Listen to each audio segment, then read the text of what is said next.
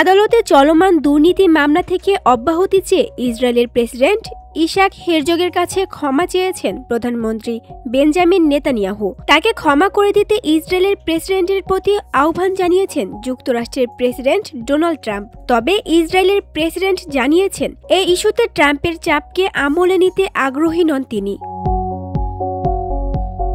রবিবার মার্কিন সাময়িকী পলিটিকোকে দেওয়া এক সাক্ষাৎকারে হেরজগ বলেছেন, তিনি চিঠি দিয়েছেন এবং আমার দপ্তর সেই চিঠি গ্রহণ করেছে।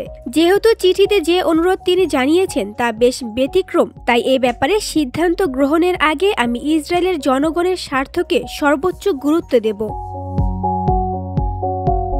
জেরুজালেম জেলা আদালতে ঘুষ, প্রতারণা ও বিশ্বাস ভঙ্গের অভিযোগে 3টি দুর্নীতি মামলা চলছে বেঞ্জামিন নেতানিয়াহুর বিরুদ্ধে। 2019 সালে এই মামলাগুলো দায়ের ও সেগুলোর বিচারিক কার্যক্রম শুরু হয়।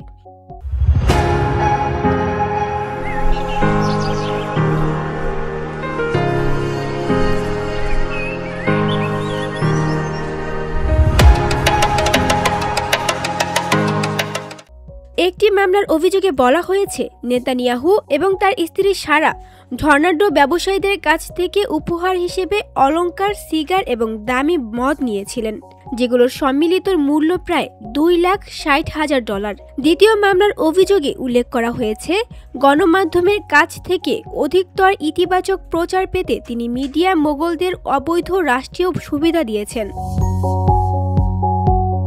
আর তৃতীয় মামলাটির অভিযোগপত্রে বলা হয়েছে, ইসরায়েলি টেলিযোগাযোগ প্রতিষ্ঠান বেজেককে রাষ্ট্রীয় সুবিধা পাইয়ে দিতে কোম্পানি কর্তৃপক্ষের কাছ থেকে ঘুষ নিয়েছেন নেতানিয়াহু।